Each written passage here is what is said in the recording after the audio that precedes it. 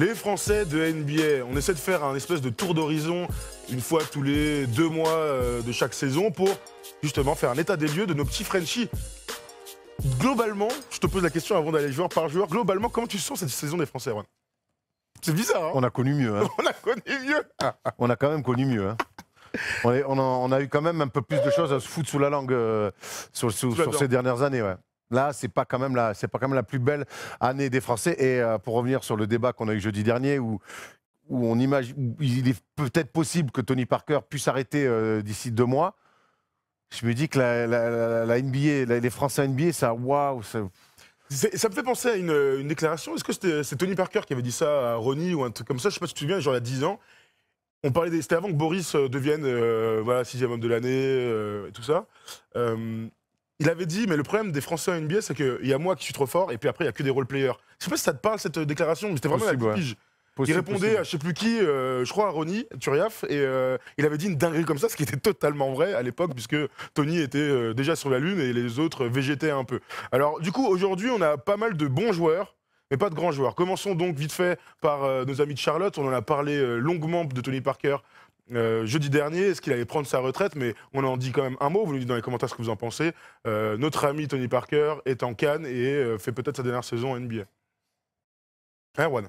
Non, c'est une question que je te pose. Oui? Non, mais moi, je sais pas quoi te répondre à ça, parce que on a l'impression que ça va jamais s'arrêter, Tony Parker, puisqu'on a grandi avec. Puisqu'on a grandi avec et qu'on a toujours quasiment tout connu avec la NBA. C'est-à-dire que même au fur et à mesure où les matchs, il y avait de plus en plus de matchs à la télé, tout ça, ça arrivait au même temps que de la carrière de Tony Parker. Donc, écoute, moi, je vais essayer de profiter quand même de regarder un maximum de matchs des Hornets, déjà parce qu'il y a 2 Français. Et puis parce qu'ils sont en course pour les playoffs. Donc, tous les matchs des Hornets sont plutôt enlevés en ce moment. Ouais, même si le dernier là, qu'on a vu ce week-end, là... Bien catin. Ouais, ils en ont pris un là avec Marvin Williams qui a été bon là. Ouais, mais non, voilà, je vais essayer de profitons. C'est peut-être les derniers mois de Tony Parker et je sais pas si tout le monde se rend compte, mais quand il va arrêter, ça va quand même laisser un trou béant. Et même s'il y a alors je lis dans les commentaires, oui, il y a des Gobert, il y a Fournier, évidemment, il y a Nico Batum, évidemment, mais ça va quand même laisser un trou énorme et je suis pas sûr que quelqu'un puisse le combler un jour. C'est dur de dire ça parce que regarde, là, je vois les commentaires, le meilleur français des Hornets, c'est Tipeee, et ça c'est dur. On va parler de Nico Batum dans quelques secondes, mais Tony Parker et voilà, c'est Moïse, il a montré la voie à tout le monde. Ah, oui. Donc oui, c'est sûr que d'imaginer que ce gars-là parte un jour, ça nous rend tous un peu tristes. Maintenant, il y a quand même d'autres mecs qui ont aujourd'hui la stature à NBA ou qui l'auront dans quelques saisons pour relever le défi de récupérer le flambeau du meilleur joueur de tous les temps et de le porter haut le drapeau français en NBA, tu vois. Là, quand je t'entends, quand je vois Rudy Gobert à côté, je me dis, on a quand même un mec qui va être All-Star prochainement, qui est défenseur de l'année. Moi, tu sais que je suis le premier, déjà cette année, je l'aurais mis All-Star Rudy Gobert. Ouais, bien sûr, c'est pas la question. Je crois beaucoup en Rudy Gobert, mais au-delà de l'aspect purement terrain, il y avait une aura que Tony Parker dégageait, que ce soit en équipe de France ou en NBA, voilà, c'est tout. Je pense c'est une page qui va se tourner. Mais alors, ce qui est bien quand une page se tourne, c'est que tu t'en réécris une nouvelle.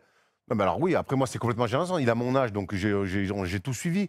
Donc oui, Tony Parker qui pourrait s'arrêter. J'espère vraiment qu'il fera encore une saison. Bah ça tord le bide un peu. Tu sais qu'on n'a pas posé la question jeudi, mais il y a plein de gens dans les commentaires qui ont dit, et s'il faisait une dernière saison à Lasvel? Je pense pas. Moi non plus, je pense pas, mais on n'a même pas posé la question. En tout cas, ce qui est sûr, c'est qu'il a les jambes pour. Hein. Ah ça, oui, je pense qu'en Euroleague l'année prochaine, ce serait grave marrant de voir Tony Parker gambader. Après, rien n'est impossible. Hein. Tu sais très bien comme ça peut être. Hein. Une petite galère, un meneur ricain qui fait pas l'affaire. Tonton, tu remets les baskets et tu régales, quoi. Ouais, après, c'est compliqué. Quand tu vas négocier, quand tu vas débouler en Euroleague, s'il arrête vraiment qu'il avait au sein du club, tu vas aller voir les présidents, tu leur serres la main, tu parles de président à président. Bon, gros, j'y vais, j'ai échauffement. Ce serait marrant. Président-joueur, une première dans l'histoire. Je sais pas si c'est déjà arrivé, mais en tout cas. En Euroleague, ouais, si, ça serait une première. En Euroleague, ouais, ce serait assez improbable. On enchaîne avec donc son coéquipier, Nicolas Batum. Nicolas Batum qui est qui est beaucoup mieux. Alors nous, on l'a vu en vrai. On a vu du Nicolas Batum dans ce match-là, c'est-à-dire une première mi-temps à 0 points. À 0 points, 0 points, et une deuxième mi-temps à 17 points, avec des jeux incroyables. Il a scellé le match, on voit ses stats, elle ressemble quand même vachement à celle de Tony Parker. Bon, pas au rebond, hein, mais 10 points, 3 passes, ça ressemble à Tony Parker. Moi, j'ai vraiment envie d'insister sur les 9 derniers matchs où il est quasiment à 14 points, plus de 6 rebonds et plus de 4 passes, et c'est là qu'on attend Nico Batum. C'est aux alentours de ces stats-là, même si Je pense qu'au niveau des points, j'aimerais le voir un peu plus. Mais Nico, moi-même cette année, quand c'était un peu plus compliqué pour lui au niveau des statistiques, c'est un mec qui est tout le temps sur le terrain. Quoi qu'il arrive, son temps de jeu ne baisse pas. Parce que Jérémy Lamb fait une bonne saison, Marvin Williams fait une bonne saison, Kemba Walker fait une bonne saison. Au bout d'un moment, tous ces mecs-là, ils sont alimentés par qui? Il est tellement dans l'altruiste, beaucoup trop, je pense. Et on l'a croisé à Brooklyn, on en a parlé de ça. Nico, ce qu'il veut faire, c'est que tout faire pour que tout le monde se régale et que l'équipe gagne. Et si pour Nico, il y a un premier mec qui doit souffrir de moins shooter, ben c'est lui d'abord. Bon, il est comme ça, qu'est-ce qu'on va pas le changer. Maintenant, je trouve qu'il a été replacé sur le poste 2, alors qu'en début de saison, son coach, Borrego, James Borrego lui avait dit « Je te remets sur un poste 3 ». Quand il était là cet été, ça paraissait lui convenir. Finalement, il revient sur un poste 2 et finalement, c'est là qu'il semble s'éclater. Tant mieux pour lui, mais voilà, après, on retrouve un Nico un peu plus saignant, un peu plus adroit, et c'est tant mieux pour lui. Moi, je savais très bien que le niveau qu'il a eu statistique qu'il avait sur ses débuts de saison, c'était pas du Nico Batum. Il y a tout le monde, évidemment, dans les commentaires qui parle du contrat. Ça fait cher pour un mec qui met les mecs dans les meilleures dispositions. Il est signé il y a 2 ans son contrat, donc oui, on peut tout le temps ressortir son contrat. Maintenant, il est signé. Moi, je crois que demain, tu enlèves Nico Batum de l'effectif des Hornets. Je crois que l'équipe, je ne suis pas sûr qu'elle soit aussi bien huilée parce que Jérémy Lamb, c'est un mec qui veut scorer. Kemba Walker, c'est pas un meneur gestionnaire. Ça dépend quand même avec qui tu le remplaces. C'est un mec qui. Oui, d'accord. C'est un mec qui score. Tu vois, le mec qui vient et qui me dit regarde, je prends son contrat. D'accord. Attends, je prends son contrat et je prends un autre gars, quel qu'il soit. Jimmy Butler. Un autre mec. Jimmy Butler. Kawhi Leonard. Je veux bien. Mais d'accord, ok.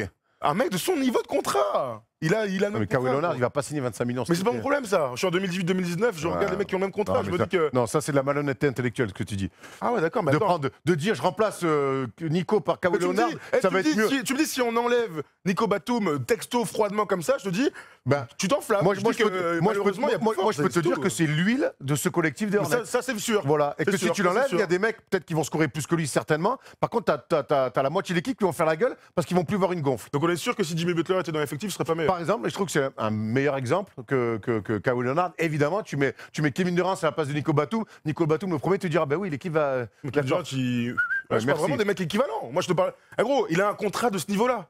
Tu vois, il n'est pas un contrat à 15, hein. Voilà, c'est pas moi. Tu me parles de. On enlève Kawhi Leonard, dans 3 mois, il va signer 35 millions. Non, mais voilà, c'est pour ça. Tu le sais, mais dans 3 mois, c'est pas mon problème. Moi, dans 3 mois, je te parle d'aujourd'hui. Je te parle d'une réalité en 2019. La réalité du sport, en général, elle change super vite. Mais aujourd'hui, tu vois, quand je vois tous les gens qui parlent de contrat, bah ouais, on le fait pour tous les autres. Pourquoi on le ferait pas pour lui? Mais on le fait pas pour lui. On ne fait que ça pour lui. On ne parle que de son contrat. Nico Batum, tu le parles, dès qu'il fait un match de 10 points, 20 millions. Oh, putain, ça va, on a compris. Son contrat, il est signé. Chaque fois, on va dire, genre, je lis, t'es de mauvaise foi. Non, évidemment, vous m'avez gonflé avec le contrat de Nico Batum. Qu'est-ce que vous voulez que je vous dise? Il a signé son contrat, tant mieux pour lui. Je suis ravi pour lui. Qu'est-ce que tu veux que je te dise? Maintenant, dès qu'il fait un match en dessous de 10 points, dès qu'il pendant 3 semaines, il a moins de 10 points, on dit, le gros contrat. Ça va, on a compris. Est-ce qu'on peut parler d'autre chose? Moi, ce que j'ai envie de parler, c'est de son replacement sur le terrain, de ses stats qui vont mieux depuis 10 matchs. Et quand on l'a croisé à Brooklyn, je sentais un mec un peu mieux dans ses pompes. Ah, clairement. Voilà, donc on a le droit aussi d'aller un peu de l'avant plutôt que tout le temps lâcher les contrats. La NBA, c'est comme ça, c'est pas le premier mec qui signe un énorme contrat et qui est pas complètement aux attentes. C'est pas le. Donc alors, c'est sûr que c'est pas le premier. Et dire que là, mais Nico Batum, on le fait pour les autres, on le fait pas pour lui. Nico Batum, j'ai même l'impression qu'on le fait plus pour lui que pour les autres. En France, en tout cas. En France. Après, si on le fait au Guatemala alors qu'il est français, je comprends plus rien à ce qui se passe. Oui, on pourrait le comparer à Wiggins. Oui, par contre, Wiggins, j'imagine que. Très bien. Mais Wiggins, chez les Hornets, tu verras que c'est un super exemple. Ça marchera beaucoup moins. Nico, mine de rien, il fait ce que pas beaucoup ont envie de faire, c'est-à-dire de faire huiler le collectif. Alors, bien sûr. Ils sont pas beaucoup en et bien sûr que moi, le premier, j'ai envie. Moi, bien sûr, j'ai envie de le voir plus à 15 points par match parce que pour qu'on arrête de dire un contrat, ça va, on a compris. Oui, effectivement, avec un mec qui touche tant, on a envie de voir plus. D'accord, on a compris. Maintenant, il y a aussi une réalité sportive, il y a une réalité sur le terrain, c'est qu'il fait plein de choses que personne n'a envie de faire dans cette équipe. Moi, si Jérémy Lamb, il réussit une des meilleures saisons en carrière, c'est pourquoi, les gars? C'est pourquoi? Parce que dès qu'il sort des écrans, il y a un mec qui bam, bam, bim, bam, bam. C'est bien de faire des passes aussi au basket. Ça peut aider. Hein. Ça peut aider. Dernière petite question sur Charlotte avant de passer à quelqu'un d'autre. Ils sont donc 10e de la conférence Est. 30 et 36, c'est leur bilan. Miami est à 31-35. Ils sont à égalité à peu près avec Orlando. On va aller à Orlando juste après. On souhaite qu'ils se qualifient, mais vont-ils le faire? Moi, je rêve de voir Evan Fournier en play-off. On sait que c'est un compétiteur hors pair qui ne jure que par ça. Tu parles de Charlotte, hein? Ah, tu parles de Charlotte? Là, je n'ai pas parlé de. J'ai dit ils sont en concurrence avec Orlando. Ah, je crois que tu parlais d'Orlando. Est-ce qu'ils vont se qualifier, Orlando? Charlotte, pardon. Non. Je pense qu'ils sont trop courts. sur la course à 5, là, sur la course à Avec 5, ils ont... Détroit, Brooklyn, Miami, Charlotte. Pour moi, Brooklyn va y aller. Détroit, on en a parlé dans la vidéo avant. Donc oui, il reste une place, ça se joue entre Miami, Orlando et Charlotte. Ils ont un match d'écart tous les trois. Moi, Miami, c'est peut-être l'équipe qui m'emmerde le plus des trois cette année. Pourtant, il y a D-Wade, hein. Pourtant, j'aime... Et on a envie de voir D-Wade en playoff. Pourtant, j'aime beaucoup cette franchise, mais cette année, je trouve qu'il m'emmerde beaucoup. J'ai envie de voir Orlando. Je trouve qu'Orlando, finalement, c'est la plus cohérente un petit peu des trois. Très bien. Mais donc Charlotte, je trouve qu'ils partent un peu de loin et qu'ils en ont perdu. Ils en laissent en route. Ils sont tous ils sont à 5-5. Charlotte est à 3 victoires, 5-5 sur les 10 derniers matchs. Et Charlotte est à. Il va falloir faire des runs. Charlotte, il faut vraiment qu'ils fassent un run. Il faut qu'ils arrivent à en prendre 3, 4, 5 d'affilée. Très bien, très bien. Alors donc allons à Orlando. Pardon, j'étais. Allons à Orlando, donc et Evan Fournier qui est à 15 points de moyenne, alors que ces 2 dernières saisons nous avaient habitués à un tout petit peu plus. Mais l'équipe gagne un peu plus de matchs. C'est aussi l'avènement Aaron Gordon est meilleur ces derniers temps. Niko Vucevic et All-Star. Niko Vucevic et All-Star, voilà 15 points de moyenne pour 42% au tir. L'année prochaine, il était presque à 18. On ne parle beaucoup moins d'Evan Fournier. Ouais, mais parce qu'on. Alors c'est bête ce que je veux dire, mais il nous a habitués à être bons en fait. Il nous a habitués à être bons. Il nous a habitués à être bons. Et donc voilà, aujourd'hui, il est dans ses standards, mais la seule chose qui change, et elle est importante, c'est qu'il est en course pour les playoffs. Et je crois qu'aujourd'hui, on le connaît un peu maintenant, on a quand même eu la chance d'échanger avec ce mec-là, toujours très intéressant. Et ce mec-là, il veut jouer les playoffs. Ah, clairement. Il les a connus. Comment lui en vouloir il les a connus jeunes un petit peu dans un rôle très défensif, avec un petit rôle. Mais là, je crois qu'aujourd'hui, il a envie de découvrir ça. Alors, certes, Evan Fournier, peut-être marque 2 points, un peu plus de 2 points de moins que les saisons d'avant. Par contre, j'ai encore souvenir cette saison de ballons dans les fins de match pour faire gagner. Donc voilà, Evan Fournier, je ne sais pas s'il est encore première option, j'ai envie de te dire, sur les postes extérieurs, oui en tout cas. Mais en tout cas, les ballons de fin de match, elles lui reviennent dans les pognes. Donc en ça, pour moi, son rôle n'a pas changé. Dans l'effectif, il est donc 3e scoreur maintenant. Il y a Nikola Vucevic qui a plus de 20 points, Aaron Gordon qui est presque à 16 points et 7 rebonds. Il fait une bonne saison, mine de rien, correct, très correct. Il y a Terence Ross qui est en sortie de banc, est à 15 points par match. Franchement, c'est bien ce que fait Steve Clifford. Il a relancé complètement Terence Ross sur une sortie de banc. Ce rôle qu'il avait, souviens-toi, quand il a mis 50 points avec les Raptors. Et je trouve que c'est très complémentaire. Et il sort du banc, il met le feu. Et tu m'as parlé d'un truc, j'avais totalement oublié. Hein. Pas moi. Terence Ross, 50 points à Toronto. Oh my God! Ouais, mais je trouve que c'est un rôle qui lui va bien de 6e homme. C'est un rôle très particulier. On fera une vidéo là-dessus sur les 6e hommes. Mais c'est un rôle. C'est toujours bien d'avoir un 6e homme qui est slasher, qui met des points en sortie de banc. Le pétard ambulant. Le pétard ambulant. Le pétard ambulant, c'est différent. Un mec qui rentre comme des caisses sur le terrain, moi, j'en connais qui savent faire les deux. Slasher, péter, ça se tient. Je regarde. Donc du coup, pour toi, Orlando. Allez, tu rentres. Putain, bon match, gros. Est-ce que tu étais obligé de faire ça là vraiment? J'avais envie, écoute. Parce que ça, c'est une technique qu'utilisent vraiment des joueurs en département, en région, des joueurs qui T'as déjà vraiment... pété, toi, sur le terrain? Non, moi jamais, mais il y a des joueurs qui le font. Ça m'est déjà arrivé de faire une pénétration, boum, et là, une odeur surgit, et là, boum, je me fais les croiser. Hein. Ça m'est déjà arrivé. Est-ce qu'on peut revenir sur... Je sais pas, après cette ignoble qu'on va couper évidemment en maison, on va couper ça au montage, ce paix ignoble. Bref, donc Orlando, pour toi, va se qualifier plutôt que Miami? Alors, non, mais je souhaite qu'Orlando y aille, parce que pour l'évolution, pour le travail, on en revient à ce qu'on disait tout à l'heure avec Atlanta. Il y a des jeunes, Jonathan Isaac, j'aime beaucoup ce qu'il fait. On n'a pas trop vu d'ailleurs le Mo Bamba cette saison, mais je pense que l'énorme blessure et l'énorme saison de Niko Vucevic et la belle évolution aussi d'Aaron Gordon ne l'aident pas. Mais ouais, j'ai envie de voir Orlando en play-off. Voilà, j'ai envie de voir Evan Fournier avoir des ballons dans les fins de match de play-off. Je pense qu'il en rêve, quoi. Ah bon, maintenant parlons de 2 mecs complètement différents, mais qui jouent au même poste. On a d'abord le meilleur joueur français en NBA en ce moment, c'est Rudy Gobert.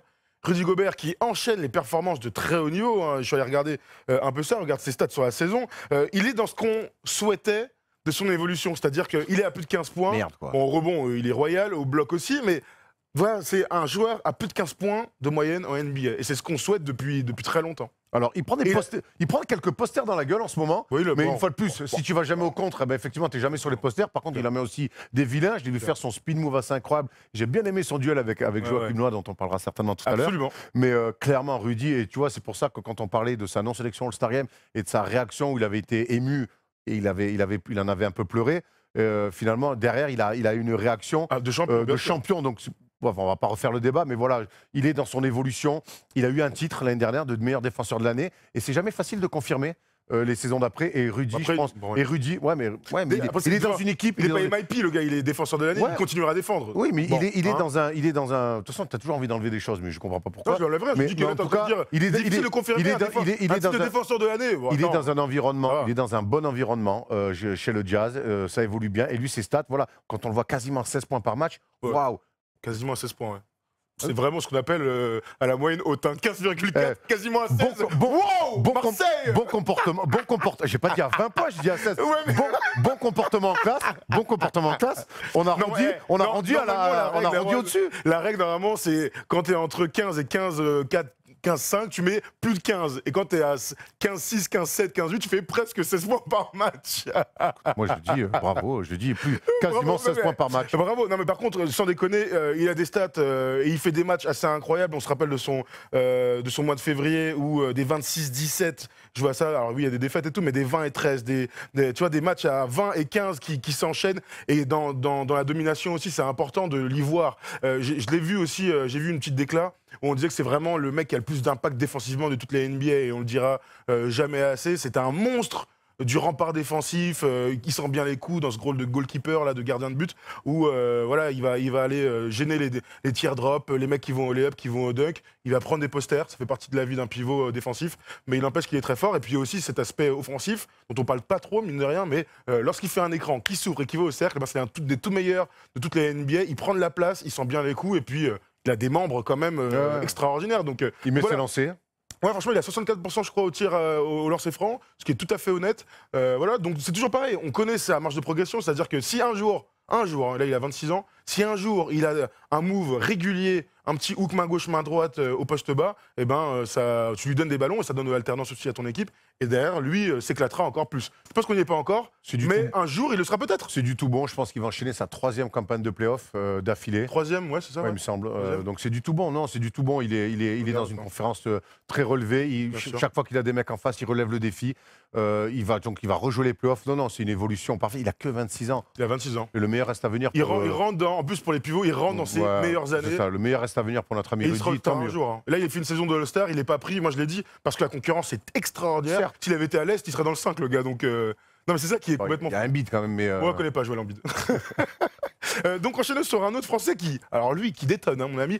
Joachim Noah est revenu non seulement en force, mais mon gars, il est de l'entre les morts. d'entre les morts et avec son poteau Jonas Valanciunas, bah dis donc, qu'est-ce qui se passe à Memphis? Tu sais ce qui est bien quand tu touches le fond, c'est que tu peux plus aller en bas, donc tu peux Ah, si, pareil, tu peux creuser parfois. Hein. Non, mais bon, je sais de quoi je parle. C'est que tu creuses, mais des fois, à un bout d'un moment, il n'y a plus rien. Il y a plus Tu rien. peux plus aller en dessous. Il y a peut-être Donc, le noyau de la terre. voilà, mais bon. donc tu peux que remonter. Et c'est Ouais, exactement ce qui se passe avec Joachim Noah, qui s'était confié un petit peu sur ses déboires et ses excès quand il était à New York. La night, voilà, tout ce qui va avec. Enfin, on va pas lui jeter la pierre. Mais en tout cas, voilà, je crois que le basket lui manquait et qu'il est revenu à son premier amour, qui est le basket. Et puis voilà, il est content de jouer, il le diffuse et ça se voit. Et il fait beaucoup de bien en ouais. backup chez les Grizzlies quand il eu le nez creux de le signer. Ça fait tellement plaisir de revoir Joachim Noah. D'ailleurs, j'ai une question pour toi. Est-ce qu'on peut attendre de voir Joachim Noah en équipe de France? Ce serait pas le truc le plus incroyable. La question qui revient sans arrêt. Et le gars, il est venu une fois en 2011, il revient un peu truc, et en 2019, il fait la Coupe du Monde avec l'équipe de France. Ce serait le comeback le plus incroyable. Moi, j'adorerais voir un poste de pivot, enfin, un backup pivot du coup de Rudy Gobert en tant que Joachim Noah, ce serait Bon, extraordinaire. il est déjà revenu en NBA, c'est déjà bien. On va pas le faire revenir en équipe Non, de non, c'est France. sûr. En tout cas, on a vu ses stats passer. Alors oui, c'est pas très très élevé, mais il a un temps de jeu pas énorme. Il joue quand même. Non, attends, je regarde. 18 minutes. 18 minutes, 16 minutes de temps de jeu, moi j'ai, bon bref en tout cas, et il fait surtout la paire avec Jonas Valanciunas. Alors on parle des Français, mais c'est marrant de voir à quel point il y en a un qui taffe après son long passage à Toronto, où on lui a pas beaucoup donné de ballon, là il a l'air de s'éclater, et les deux, ça match complet quoi, alors qu'ils ont un profil a priori complètement différent. Ouais, mais je te dis, moi, puis Noah, tu parlais de ses stats qui sont peut-être pas énormes. En fait, vous allez mettre sur 36 minutes pour voir. Puis Joachim Noah n'a pas besoin de toute façon d'avoir des stats. Il fait tellement de choses sur Ça, un c'est terrain, des aides, de la course, plein de choses sans ballon qui font du bien à cette équipe-là. Et je pense que Mike Conley, ça serait très intéressant de l'avoir, de demander, Qu'est-ce que ça change pour un lui pivot comme ça Voilà, par rapport à Gasol? Par rapport à Gasol, c'est vrai qu'il était un pivot un peu plus lent, qui avait besoin de s'installer. Là, je pense qu'il doit avoir, il a un mec. Je pense que Valanciunas se rapproche un peu plus du style Gasol, un peu plus lent. Mais je pense qu'avoir un mec qui galope, comme ça, qui vient tout le temps poser des écrans, qui est tout le temps disponible. Mais en plus, d'ailleurs, quand on voit les stats de Mike Conley en ce moment aussi. on se dit que bon, c'est pas directement lié à Noah, mais je pense qu'il n'est pas non plus pour rien. Tout à fait. En tout cas, voilà, encore une fois, salut Joachim Très content. qui nous surprend de manière incroyable. On enchaîne avec nos petits Français. Il est quelle heure? Il est 55, parfait, on a clairement le temps. On a parlé d'Evan Fournier, on a parlé de Nicolas Batum. J'ai Timothée Luwawu-Cabarrot que j'ai vu jouer avec Chicago. Il a du temps de jeu, il joue un peu. C'est du mal, tu vois. Alors Timothée est un vrai bon joueur. Il n'a pas encore fait son trou à NBA. Il n'a pas trouvé sa place encore. Il n'a pas trouvé sa place, voilà, exactement. Finalement, moi j'ai l'impression qu'avec Philly, au début de carrière avec Philly, il y avait un vrai spot à prendre. Il aimait beaucoup. Ouais, il aimait beaucoup. Et puis ouais. finalement, la construction d'équipe, l'arrivée de JJ Redick, ça. Du coup, il a perdu un petit peu cette place qu'il avait. Mais depuis qu'il s'était un petit peu installé à Philly sur ses 2 premières saisons NBA, il n'a jamais vraiment retrouvé de place. Ouais. Il n'a jamais vraiment retrouvé une vraie place en NBA. Moi, je reste persuadé que c'est un mec qui a des capacités, donc qui peut défendre, qui peut mettre quelques paniers, externes, qui est un joueur complet, Qui athlétique. sera un spécialiste défensif. Voilà. Un petit peu. Donc, comme il y en a beaucoup en NBA, maintenant, il faut juste qu'il trouve sa place. Voilà. On sait qu'en NBA, le plus dur, des fois, c'est de trouver sa place. C'est pas qu'une histoire de niveau, c'est trouver sa place. Maintenant, il va pas falloir que. Le train peut passer. Ouais, vite, va quoi. pas falloir que ça traîne trop, hein, parce qu'on sait qu'en NBA, quand le train il passe, il passe rarement 2 fois. En tout cas, on peut soulever cette petite stat face aux Bucks là. 28 minutes le 26 février, 12 points à 5 sur 10 au tir, 7 rebonds, 4 passes, 28 minutes. Voilà, il faut Mais quand enchaîner, il joue, il passe rarement au travers. Ah, Hein. bon, hier à Boston, du coup, malheureusement, il joue 24 minutes pour 2 points. Hein. Voilà, donc ça. Je me régale de ces phases-là, tu sais. Non, mais après, je te dis, après Non, mais le problème, c'est que c'est un rôle défensif, donc. oui, voilà. mais surtout qu'il joue pas, tu vois. Je parle d'être installé, quoi. Tout à fait. On enchaîne avec un autre joueur. Un qu'on aurait aimé, on aurait souhaité voir du côté de New York la semaine dernière, quand nous étions face à Cleveland, c'est Frank Ntilikina qui est vraiment en tenue de civil. Il est blessé.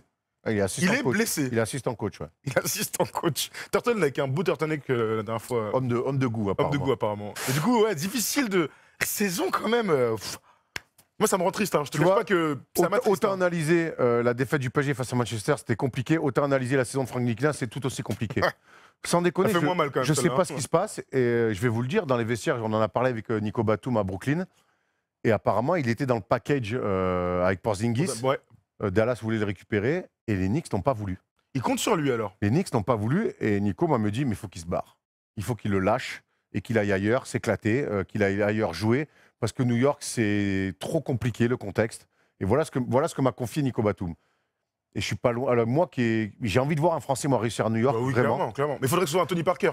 Malheureusement, il faudrait que ce soit un joueur. Moi je reste persuadé que son profil défensif, que ne convient pas à l'équipe du moment où il n'y a que des scoreurs, il n'y a que des grailleurs, les Alonso Trier, tout ça. C'est que des mecs qui veulent shooter, qui veulent briller. Moi, je crois que si cette équipe-là se construit autour de 2 mégastars, d'un rookie, haut choix de draft, et que Frank Ntilikina a un rôle de meneur, défenseur, à faire jouer les mecs et à se mettre ou deuxième arrière. ou deuxième arrière, et à se mettre des missions défensives sur les joueurs en face, je pense qu'il pourra trouver enfin ce rôle-là. J'espère que cet élan, parce que sinon je ne comprends pas le choix des Knicks de absolument vouloir le garder.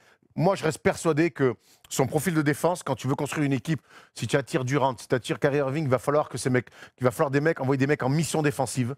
Et il a ce profil-là. Et je le dis depuis le début, quand il y avait les Canters, tout ça et tout, c'est pas pour lui. Je me souviens toujours l'année dernière quand on le croise au All-Star Game à Los Angeles après le match, tu sais, le reste du monde face aux Américains, là, comment on appelle ça? Pardon, le Rising Star. Le Rising Star Challenge, il était blasé. Il me fait ouais, mais là, tu fais des passes, tu revois jamais la balle. C'est pas son truc, lui, de donnez-moi la balle, je vais montrer, je vais prouver. Et ça, mais c'est aussi une déception, ça. Alors, on en a parlé tellement de fois, longuement et tout, mais quand il arrive en NBA, alors on a vu des choses de jeunes joueurs en France à Strasbourg, où tu te dis qu'il a les qualités physiques, il a les qualités d'adresse, et même sur le pick and roll, pour être un bon joueur de NBA. On en est revenu. Quand je t'entends parler, tu me dis, tu as toujours dit ça. Au début, c'est pas ce qu'on disait. On espérait que ce soit, sans parler d'un joueur dominant, en tout cas un joueur important offensivement d'une équipe. On savait que c'était un très bon défenseur. Bah si, on pensait. Moi, j'avais le souhait pour un numéro 8 de draft que ce soit un gars qui soit toujours pareil. titulaire. C'est toujours pareil. Moi, un mec qui met 5,5 points ou même pas, qui met même pas 5 points en Pro A, alors certes, il a un potentiel. Je m'attends pas à ce que. Oui, non, mais d'accord. Après, tu suivais les playoffs. Avec Strasbourg. Au bout d'un moment, il est starter. Vincent Collet le faisait jouer. Et puis quand ça a commencé à devenir chaud, il a remis Ricain à sa place. Oui, mais bon, il était pas comme. Non, mais d'accord. Donc il a 18 ans, mais en même temps, derrière, tu me dis, c'est un top 8 de draft. Bien sûr. Donc il y a deux lectures. C'est pas ça que je suis en train de te dire. Il n'était pas prêt en arrivant à NBA à mettre 10 points par match. une affaire de prêt, c'est une affaire de profil, là. Là, ce dont tu me parles, c'est 2 ans après. Il y a 1 an et demi, personne voulait dire que ça allait être juste un profil défensif. On avait tous espoir au vu de ce qu'il avait fait aussi avec l'équipe de France, c'est-à-dire des jeunes, où son profil, c'était je mets des points quand même. Tu vois, je mets des points, je mets des gros tirs, je suis le boss de l'équipe. Et normalement, ce que tu arrives à faire en jeune, quand tu es le meilleur joueur de ton équipe, tu essaies de le reproduire un petit peu, en tout cas sur le profil. Finalement, c'est vraiment, on se rend compte aujourd'hui que c'est surtout un défenseur gestionnaire et que, voilà, il ne faut pas l'attendre plus. Mais c'est un mec qui pourra mettre 7, 8, 10 points par match, peut-être avec. Ok, oui, non, mais d'accord. Mais moi, et puis, c'est un mec structuré. Ah, mais ça, c'est sûr. C'est un mec structuré qui a été formé à la SIG. Donc, il arrive là à New York. Et New York, honnêtement, quand tu parles avec les mecs dans les vestiaires NBA, quand tu parles des Knicks, tout le monde te dit mais c'est un enfer. C'est pour ça que je pense qu'il dit. C'est ça. Mais après, je pense que l'arrivée d'un mec comme ça peut structurer les choses. Mais aujourd'hui, jouer pour les Knicks, c'est un enfer. Et donc, quand tu es un gentil comme ça, quand tu es un jeune qui découvre ça, et que tu vois que des mecs. Et oui, effectivement, quand je vois des Alonso Trier qui arrive, il signe, donne-moi la balle, je vais marquer, quitte à forcer, à croquer. Il a raison, je sais pas s'il a raison. C'est pour ça qu'on se fait remarquer. Hein. Ouais, d'accord. Regarde les deux. Hein. D'accord, mais moi je suis d'accord. Mais moi, quand je signe, on verra s'ils font signer Kevin Durant et Kyrie Irving. Tu mets qui à côté? Tu préfères avoir un Frank Ntilikina ou Alonso Trier qui fait que croquer le ballon? Mais là, tu me parles d'un truc tellement spécifique. Si à Kelly, moi je te parle de juste, il y a un match de basketball, il y en a un qu'on voit, pas l'autre. On en reparle dans 3 mois. Oui, on en reparle même dans 3 ans. Ça se trouve que Trier, il serait au Guatemala lui aussi. Hein, au Guatemala, prendre un café. Mais bien sûr, exactement. Et que l'autre, que Frank Ntilikina sera champion NBA. J'en sais rien, je te dis qu'au bout d'un moment, il y a le même match, ils sont tous les deux.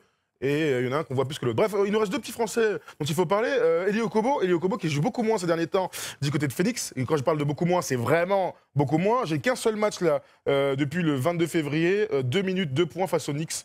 Le 7 mars, donc il est complètement rentré dans le rang, notre ami il est dans l'apprentissage. Bien sûr. Il est dans l'apprentissage complet d'une année de rookie, dans une équipe pareille où on ne sait plus trop où on va. Il y a un vrai potentiel dans cette équipe, il y a des vrais jeunes contre les Warriors, de Phoenix, avec un énorme Devin Booker d'ailleurs, qui a été très fort sur la fin de match. Mais bon, c'est une équipe qui a du mal à enchaîner, c'est surtout une équipe qui a du mal à avancer. Donc, c'est pas simple quand tu es un Français qui arrive. Maintenant, ils lui ont filé 2 ans de contrat. Un vrai contrat de rookie. Un vrai contrat de rookie. Moi, je pense qu'il compte sur lui. Maintenant, je crois qu'il y a un petit problème avec le coach Kokoskov. Pas lui, hein, mais lui et la franchise. Donc, on est peut-être sur un futur changement de coach. C'est jamais simple pour un jeune rookie meneur, ensuite, quand c'est comme ça. Mais il a prouvé, sous nos yeux d'ailleurs, au mois de décembre, que c'était un mec qui avait le niveau pour jouer en NBA. Et pourtant, Phoenix, sur les 10 derniers matchs, ont pris 5 matchs. Même sur les 7 derniers matchs, ils ont pris 5 matchs, dont des matchs contre les Knicks, les Bucks, les Lakers et contre le 8. Donc des belles victoires, face aux Warriors évidemment aussi. Donc c'est pas la pire période en tout cas de la saison, puisqu'ils enchaînent quelques victoires. Dernier mec dont il faut absolument parler, le dernier Frenchie, c'est Gershon Yabusele, qui est toujours à Boston et qui lui aussi a très peu de temps de jeu. Là, il a joué contre les Lakers dans un garbage time. 2 minutes 2 points, sinon contre les Warriors 4 minutes 7 points. Le 27 février 5 contre les Raptors. Il joue que contre des grosses équipes lui, hein. Warriors, Lakers, Bucks et Raptors. Bon, toujours 5 minutes, mais voilà. Donc Gershon, je sais pas. Est-ce que lui aussi, il est dans le mauvais environnement ou est-ce qu'il est pas assez fort? C'est dur de dire que tu es dans le mauvais environnement à Boston. Personnellement. Mais en tout cas, je crois que l'équipe a de trop d'ambitions aujourd'hui pour lui. Je crois qu'il a besoin de jouer. C'est un physique, c'est un costaud. C'est un mec assez complet sur un terrain de jeu. Sur un terrain de basket, ça serait bien qu'il aille voir un peu ailleurs, dans des équipes peut-être un peu moindres, mais qu'il ait au moins du temps de jeu. Ouais. Là, pour le coup, il faut jouer pour progresser. Au bout d'un moment, il faut jouer pour progresser. Regardez les mecs jouer et taper dans les mains. Au bout d'un moment, apprendre les systèmes par cœur. Le temps est long. Après avoir. Le temps est long. C'est une équipe qui lui a fait confiance, qui l'a drafté haut, qui lui a filé un contrat. C'est vrai. À voir. Et qui lui font confiance, hein. Mais voilà, moi j'ai toujours ce truc de. Tu vois, on en a beaucoup parlé avec Jonas Valanciunas. Ma question, c'est toujours on ne donne pas de temps de jeu parce que t'es pas assez fort, ou est-ce qu'on ne donne pas assez de temps de jeu?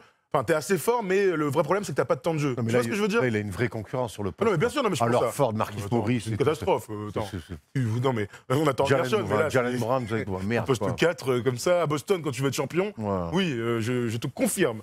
Après, il y a les entraînements avec une bonne équipe pour progresser. Ouais, mais moi, les joueurs d'entraînement. Si vous saviez le nombre de mecs avec qui j'ai joué, qui étaient trop forts à l'entraînement et en match, moi, les joueurs d'entraînement, on en connaît tous. Hein, donc, au bout d'un moment, c'est en match que tu progresses. Hein.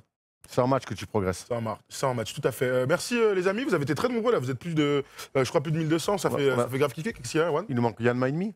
Ah oui, Yann Maimi. mais qui joue pas en ce moment, Mais qui tu est sais, blessé. attends, mais attends, comment j'ai pu le sauter, Yann? Excuse-moi, Yann, hein, je ne te sauterai plus jamais, je suis désolé. Yann Maimi, il me regarde pas comme ça.